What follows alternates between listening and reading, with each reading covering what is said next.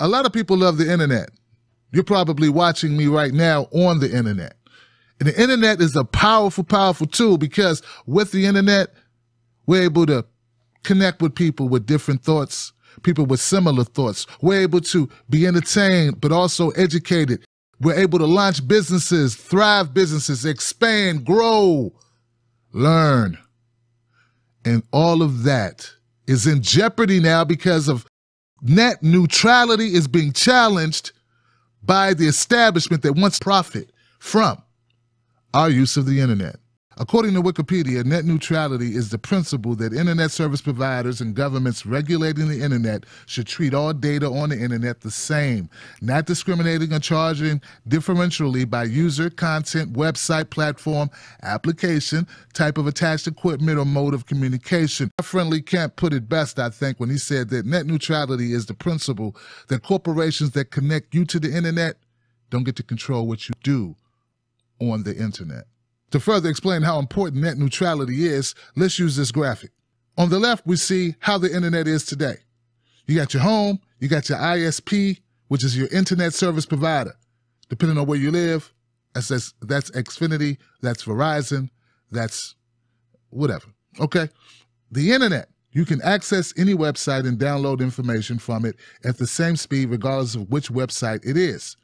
And down below, you see different websites, YouTube's, blogs, social media, games, email, Netflix, HBO, whatever it is. Now, this is what the internet would look like if they're able to push back on net neutrality. How ISPs would like the internet to be. Once again, this is your same house. House hasn't changed. ISPs are still there. And then there's the internet. And do you see what's between the internet and the stuff you want to get to? ISPs will block certain content and charge extra to use certain services. ISPs want to demand a cut from every website in order to funnel that content to customers. So basically, you'd be going to the same places on the internet, but under their system, you'd be paying more for it. Get it? Does that suck to you? According to Mozilla blog, Americans from both political parties overwhelmingly support net neutrality. That's right, 76% of Americans, 81% of Democrats, and 73% of Republicans all agree in supporting net neutrality, baby. Another key finding, most Americans do not trust the government to protect access to the internet. 70% of Americans place no or little trust in the Trump administration or Congress. After looking at the numbers, you gotta ask, why would anybody want to change the net neutrality laws as they are? I mean, most Americans seem to agree with them. The answer is what it always is. Money, baby, money. Working with my friend Ruth Allen, we came up with a list, 5 things. 5 things that will be lost if net neutrality is repealed. Number 1, loss of competition and innovation. ISPs could slow down the sites of small businesses, startups, to a crawl. Your favorite websites can be extorted, being told to pay more for higher speeds. ISPs can pick winners and losers in the market, impeding traffic to their services in favor of their own services or established competitors. Want to start that new business? Well, if it depends on the internet, the person that you would be competing with can make it really hard for you. So could your ISP, if your ISP happens to be your competition. Number 2, choice will be limited. The ISPs become the gatekeepers of the internet, manipulating and limiting the choices you can make online. We'll end up with less stuff to access. ISPs get to control what you get to see and do online. We'll be stuck with what the ISPs approve of. And nobody wants to be stuck with what they want. What if they don't want what you want? Number 3, free speech is threatened. Websites could be censored.